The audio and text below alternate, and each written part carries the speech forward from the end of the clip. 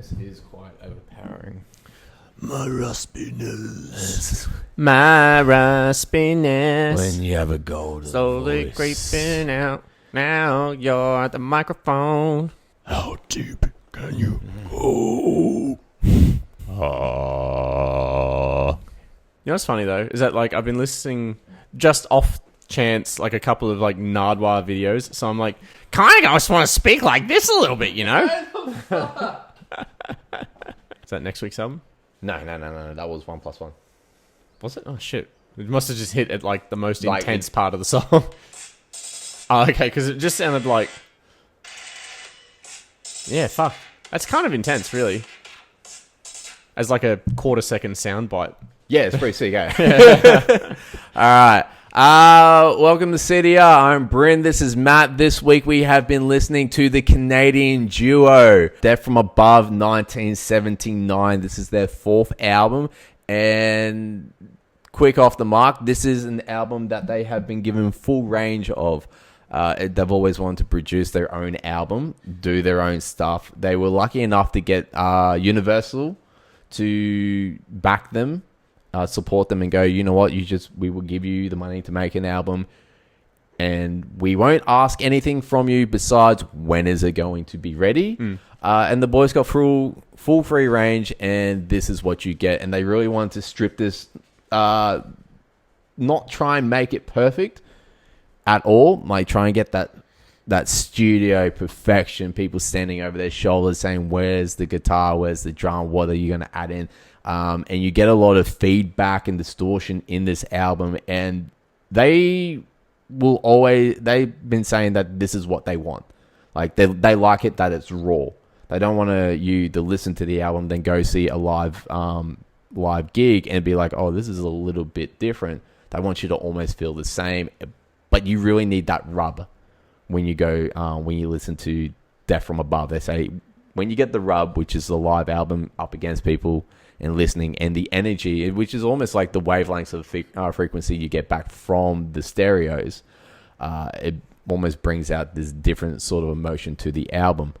Not much to really go on. Like, they broke up in 2006, got back together in 2011.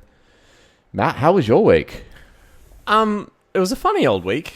So I was sort of sick at the start of the week. Yes, and you powered through last week's. I had something of a weird experience. So after we left on Sunday, I went and listened to the album a couple of times.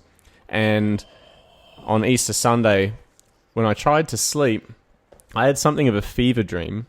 And I must admit, the intro track from this song just kept rattling around in like these incomplete pieces in my head. So I remember like it would have been like 3 o'clock in the morning, and I've been sitting there listening in my head to the intro riff of Modern Guy for an hour by this stage, just like gripping the sheets going, why the fuck can't I go to sleep? Dude, I will back that up. Except for I still had AJR rolling in my head, and I have all week. And it's been really hard to try and separate the two albums. Because I'm not going to lie, I've become a fan of AJR. I'm happy with how they did the last album. But it was really hard to just put it off to the side. It stays with you. I'm finding it also hard to like tracks that I've experienced as torture in a fever dream. But despite that, I liked the album as a whole, and I still like the track Modern Guy, despite the fact that it literally waterboarded me for 5 hours overnight. Oh, it was a wretched sleep. Did you at least take the next day off work? The next day was Easter Monday. Didn't we do it on Monday? Did we do it on Monday? We did it on a Monday. Whatever it was, whenever I had my fever dream, this is how tired I must be, the next day was a day off. It was fine. Okay, solid. Yeah. I enjoyed it.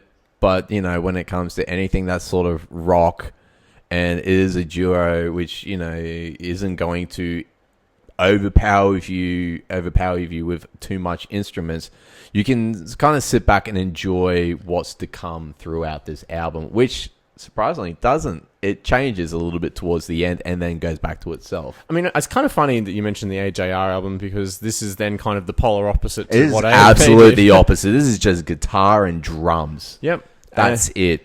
That is absolutely it. you rolled into Modern Guy, and then goes into One Plus One, which is, I think, is the single of the album. Okay. The story behind it doesn't quite match the story, and I would love to hear this done as a cover with an acoustic, just a little bit softened up, because it is it's a nice song. I like it, but this is my favorite song. The intro is pretty sick. I love it. Yeah, I mean, it sort of chugs along, doesn't it? And a lot of the album does really just chug along. Yeah, but it flavors it with different patterns, different shapes, and different stylings. So like, you can listen to it, and at different times you can hear, Strokes-esque. And there's a track that to my ear sounds like "Get Lucky" by Daft Punk. There's a track. Yep. I mean, most of the tracks kind of have that Black Keys influence, and that's an obvious. That's obvious comparison. because it is just the duo, yeah. But there's one track that really emphasizes it, and that's that NYC Paralettes Part 1, where as soon as the keyboard kicks in, I'm like, yeah, this is Black Keys. Yeah. And then the outro track is, I feel like it was stripped straight off Muse's Drones album. So, I mean, but all of these are homages. They're not like straight takeaways, and all of it is done with basically just a guitar and a drum and a bit of vocals. So it's all stripped back, and it's all in their own flavoring, which is always a treat to listen to. Yep. I was really attached to the lyrical side. I read more into it than you possibly did. I mean, I did give the lyrics some time and space. There were some tracks that I think the lyrics you read, and on face value, it is what it is, but that doesn't mean that they aren't good. It's just maybe on your 100th listen, there's maybe no more nutrients to draw out of it, which is hardly a critique of a song, right? Most songs aren't designed to be listened to that many times, and then divine some sort of new and interesting interpretation of the lyrics. Like, take, for example, Free Animal. I know we were discussing this beforehand, but this track I think quite liked, and I like too. For me, the lyrics are pretty simple. They get the job done, but you might argue that they were a bit more. Well, it comes to that point. It's like how much of a picture can you jam into as little words as possible? I mean, it comes to, I'll just read out some parts from the song. Is like, I see no chains, which is literally starts. Sorry. I see no chains or fence. I see no gates of steel. I see no cell block lockdown. I see no walls at all. Blah, blah, blah. Go on. The part that I really like is I'm a free animal. I see no hanging paycheck. I see no punching clock. I see no snakes and ladders. I see no gold watch, which is a reference to retirement or the old pension system scheme. It really is just saying, like, I'm free. I'm a free animal, and this may feel different to other people, but like, that's what it's like to be free, where you don't have to rely on other people. You could just do you. Yeah. So I would say the lyrics are good. They're very digestible, but I don't think they're deep. Depending on the person, you can attach to the lyric. Well, I feel like any old person can understand and then relate it to themselves, but sometimes you can have sets of lyrics where the depth of interpretation really can only go so far. Well, no, be made realized in that person after 10, 20, sometimes even more listens. There are some songs out there where I'll listen to the track again. I'm like, bloody hell! Like, there was still some nuggets of intrigue in the lyric that I didn't appreciate originally that have come to roost on my 30th listen. Okay. Well, is there any of the songs that you kind of like took to? And particularly, I really liked Modern Guy. That was a good track, despite being tortured by it. I really, really quite liked the aggression in Totally Wiped Out. The lyrics are pretty simple, but I love Totally Wiped Out. If I take a couple of steps back, with Paralettes moving into part 1 and 2, and then into what is after. Totally wipe out. They kind of join if you really want to make a connection between. But like, I enjoyed the fact that Totally Wipe Out came after the Power Elites of just crashing and burning and just fucking having a bat. So I mean, Totally Wiped Out is about is like internet fatigue on society broadly. Yeah. And so like the sentiment is, I don't know. I feel like we've had a song like this in maybe the last 4 or 5 albums that we've listened to. Really? There's something like surf till you're dumb, surf your brain out, surf till you come. So, I mean, maybe not so explicit, but like take, for example, there was a track on OK Human where Rivers Cuomo was lamenting the fact that everyone's staring at the screens. Yeah. So that there are this flavor is a fairly it feels like it gets passed around a little bit in this day and age. I think that is going to get passed around a lot. Everyone's going to have a crack at, people being addicted to their phones. So the important thing is that if you're using a message that is being used by a ton of other groups artistically, you do it in a way that sticks in your head and totally wiped out. I like this. This is a surf theme for sure. I love this. I would these and any of Taylor Steele's surf videos would be sick. It'd be great. It was dialing up the aggression on this particular track relative to some of the other tracks that I think gets it over the line for me. So I quite liked it. I really liked Mean Streets. Mean Streets, I liked it. Yeah. Because the like quiet Robert parts, De Niro. Yeah. So what's he's angry for he's upset for a reason. Yeah, but his reason's unclear though. La. What are you doing? Sorry, I pressed the wrong thing. Sorry, Cass, you're gonna have to edit that one out. Thanks, wifey. So Mean Streets, it has the lines Mean Streets, like Robert De Niro, he's mad for a reason, that reason's unclear though. It is quite, it's fun. And the intro part is quite melodic relative to the rest of the album and really low key, which obviously contrasts to the 30 seconds of thrash in the middle of the track. Yeah, I was coming off was it Love Letters, which was actually a piano-y ballad. It's just all piano, and I'll add in quick fun fact. In this, the album cover is one of the guys' aunties, so either Jess or Sebastian's. Are we still right? Yeah, either Jess or Sebastian's auntie, and they make a reference to her in this album as well. I just can't figure out where it is. I thought it may have been in Letters to Piano, because at the start they are doing this sort of this off record of him playing the piano that could just be recorded from his phone, just sitting on the side or anything. And I like the picture that maybe he was taught the piano by his auntie, because a lot of people have these sort of female figures in their life that don't have to be their mother. It could be a grandmother or an auntie or just even a friend of the family.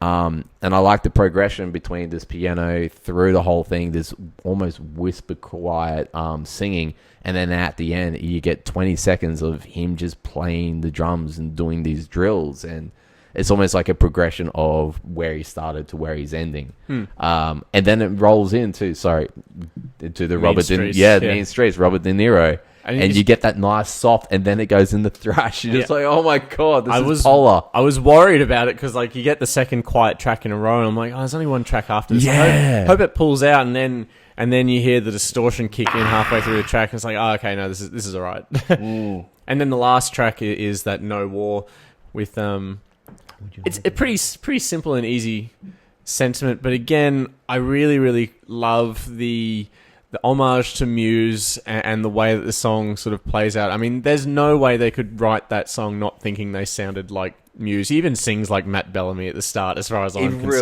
really does. And I'm happy with that. I enjoy that so much. Do you think it ended well? Yeah, I like the last track. I like the ugliness of the soundscape towards the end, because the whole mix through the album is really maxed out, and with the outro to this particular track, it's basically just a repeating white noise that gets particularly abrasive because of that maxed out mix. And I think it suits the sentiment of the song, which is like, no war, why is that so hard to sell? Is basically that song in a nutshell. Yeah, pretty much. Why is it so hard to sell No War? Yeah, geez. Why is it we can't have a war? No. Bryn is not allowed to be on any sort of international treaties or in a position where he can influence global politics, I think. At any rate, the the abrasiveness of the outro with that maxed out mix, I think, is really quite good. And it's sort of how the first track of the album starts. It kind of has that real abrasive, and it just kind of hits you right in the middle of your head if And you're it not really paying rings out. attention. Yeah. Can't escape it for a bit. Yeah.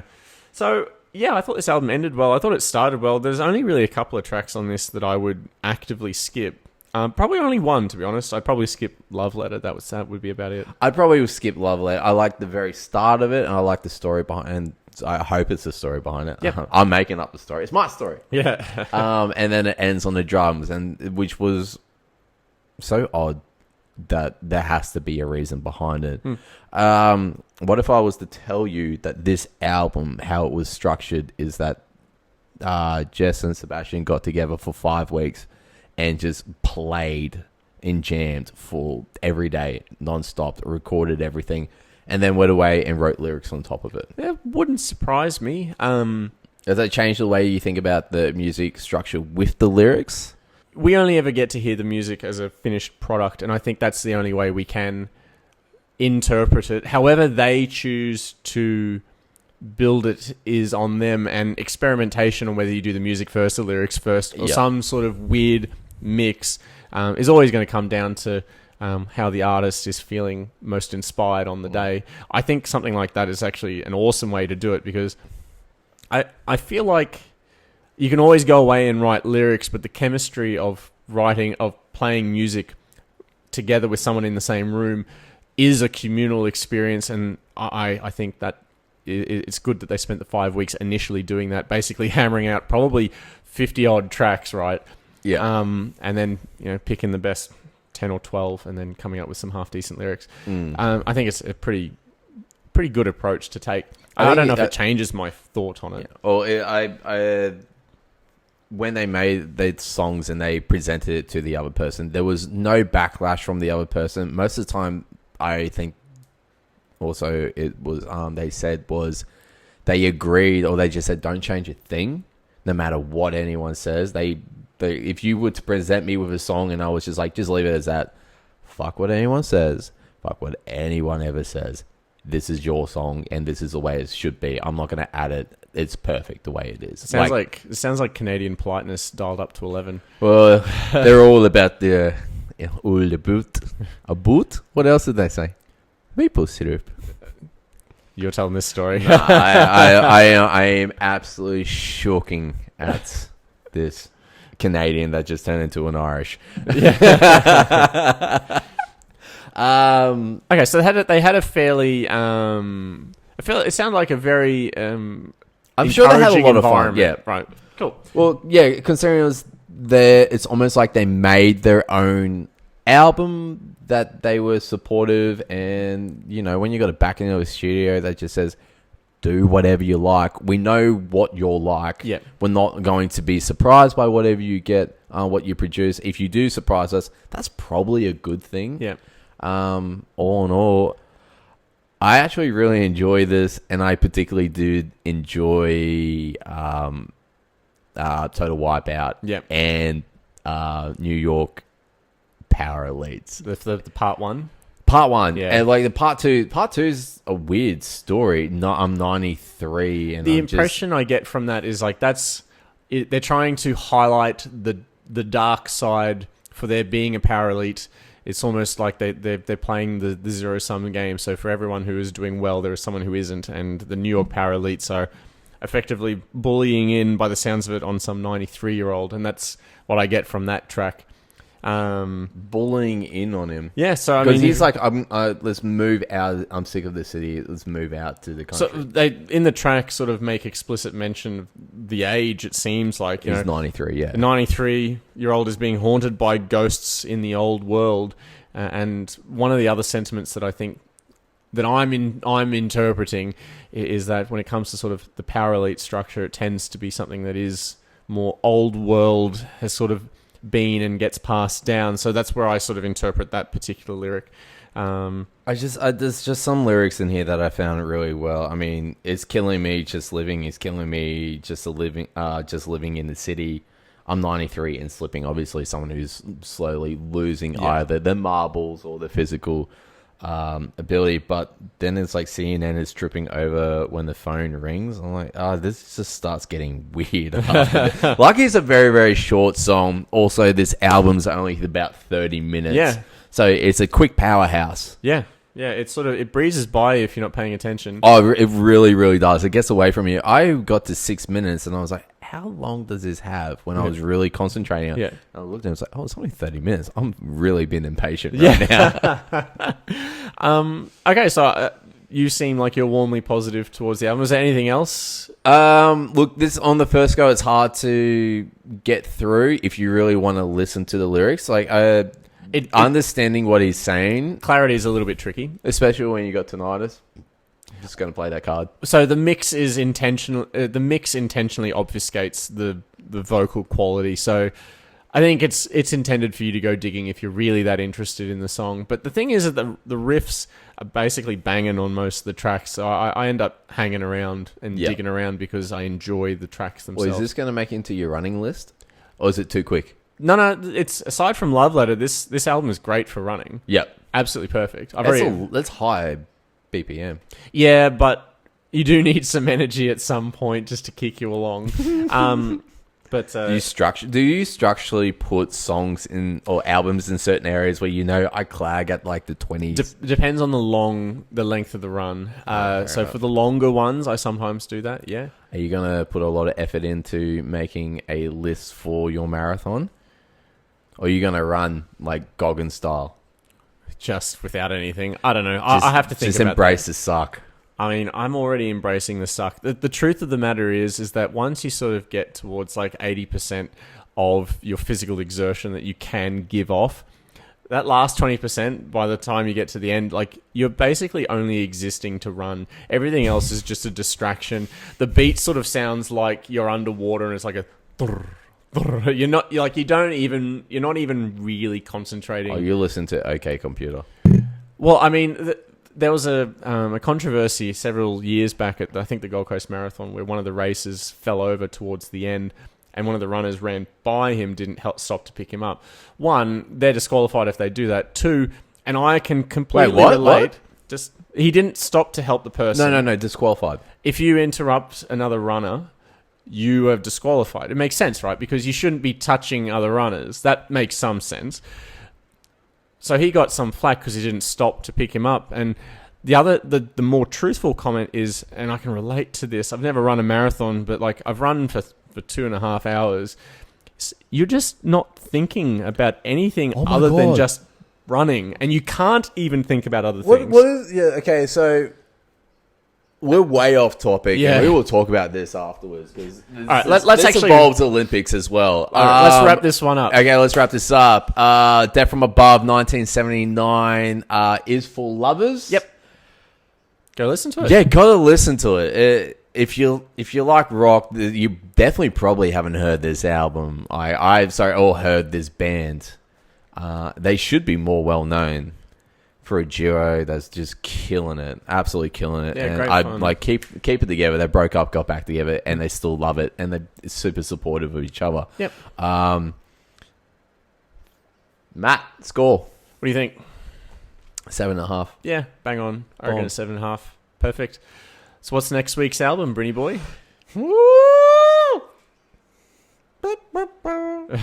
Brent is not ready, so we're gonna go off just something completely random and crazy, and is Rehearsal by Skeggs.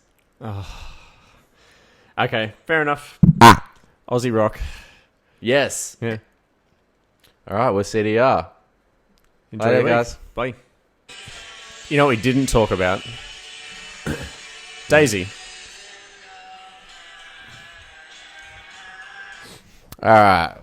This is the Daisy component of the podcast. We are talking about Daisy now. Last week, Matthew challenged me to listen to Brand New's Daisy and really listen to the lyrics. Now, unlike Matthew, I read the lyrics when I was presented with the album as a good bloke. Again, just to interject, that is an unfair comparison because, as I said to you beforehand, most of the songs on Brand New's Daisy are probably rocking about 200 words per song, whereas the Eminem 34-track, 110-minute friggin' monster, their tracks roughly range between 600 to 1,200 words per track, ignoring the joke tracks. It is not a fair comparison, so stop bringing it up. And if Matt even tried to listen and read the lyrics at the same time, even if he got, say, through 4 or 5 songs, he just would have hit my favorite song being Alfred's theme, and he would have just known why I suggested this album and the lyrics. So I enjoyed parts of the lyrics that I could cotton on to and digest. The problem is that with lyrics, it's a tough one. You have to enjoy the music to really then engage best with the lyrics. I'm not going to say that you can't engage with the lyrics if you don't enjoy the music, because that's not true. But I think it's best engaged with music that you can digest and relate to and enjoy. Okay. So Daisy, I only had to listen to it once. Lucky for you, I listened to it twice. Oh, I'm feeling... I did not enjoy this album at all. It was just... You didn't give it a fair go. I gave it a fair crack. No. I also knew that it came from a stage of emo, and I understand that you think that this is... You said lyrically this is a good album. Yep. When I spoke to your sister about it, she introduced me to Limousine, which was the first song that I listened to. The story behind how the song came out is more interesting and sad than the actual fucking song. So the reason I didn't choose The Devil and God Are Raging Inside Me is, for one, it would have been an album that Cass has listened to 100 times from... I wouldn't have made her listen to it. Be that as it may, that's also their quintessential album. So, like, in terms of if you were to pick the best album that a band releases, that would be their best album. I thought Daisy was the best album. Daisy was the example I wanted to put forward because it was a little bit more stripped back in terms of its production values. So it's far more dark than, I think, Devil and God, but it carries a lot of the same themes. I think you really read into that album. How often do you listen to this album? I don't know how often I listen to this particular album, but it probably gets played at least once a year at this stage. It has been out for a while. Fair enough. Everyone's got albums they play every year. I mean, Sum 41 definitely gets a swing around my place. Yeah, I mean, every now and then, all killer, no filler. Killer, no filler. Gets a run. Yeah, Chuck. Oh. Anyway, we're talking about Daisy. So you've led with you really disliked it. So I want something to back it up. Why did you dislike it? It didn't draw me in. I wasn't really, not even musically, and trying to read the lyrics along with it, I wasn't even drawn into the stories that they were trying to sing. Like, there's nothing about it that I was connected to. You also got to remember, this is very not my genre that I'm attached to. Like, sure. Me, two different... during the age of emos... there are two separate people that grew up or came around during high school. I was the one that looked at emos like, why are you wearing your sister's pants? Eyeliner, that's cute. So, I mean, I think that's something of an unfair comparison, and you're painting yourself to be very uninformed with comments like that. Says the man who had a go at Eminem. I didn't have a go at Eminem. If you sort of go back to what I'd said there were lyrics that I enjoyed. Some of the music isn't... didn't give it that much of a go, but... The problem is that I couldn't because it was too dense. That was my biggest problem. If you'd have said, here are the best 5 tracks from Plan B, rather than, here's a big fuck ton of music, I'm just going to shit on your face. All right. All right, fair enough. From now on, we will just pick out certain things that we like. Because, yeah, it was too much. Like, for me to go back and then listen to it again... Okay, you explain to me why Daisy's this album that you presented. Because I think it's a dark exploration of the human psyche and condition, and I think they do a lot of things well on it.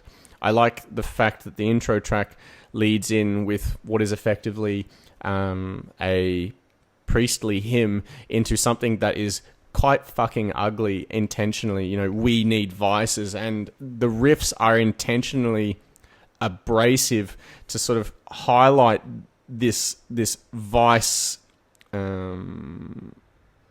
want, right? The following track, I'll sort of just hit on some highlights. Bring up the track list for you to Yeah, jot sure. your mind. Yeah. We Need Vices. You need to explain to me why that is hitting you so hard, because that is the fourth time you've gone, we need vices. I mean, it's such a... Drink that. No, I'm At not. least it's a good drink.